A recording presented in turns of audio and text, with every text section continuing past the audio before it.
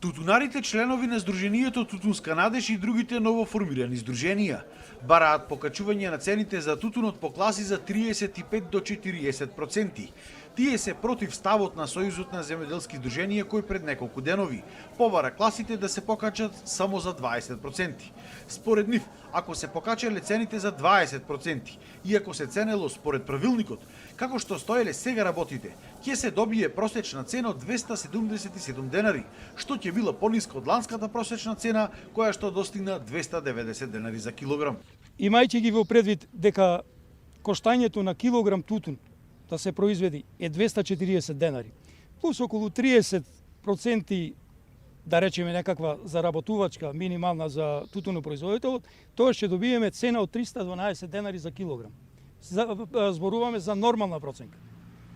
Значи, не сме цените на тутунот не смеат да бидат под 35 до 40% покачување, за да имаме реална проценка. Се жалат и од односот на откупувачите кон тутунарите, со присилно потпишување на договори за новата реколта, бараат заштита од надлежните органи. Многу тутунари добиваат веќе потпишани договори без можност да ги одбијат.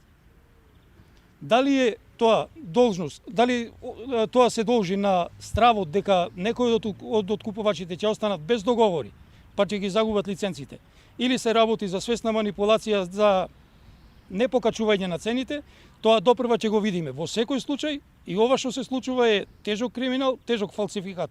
Лани скоро целиот тутун беше проценет во прва класа, бидејќи немаше доволно количини.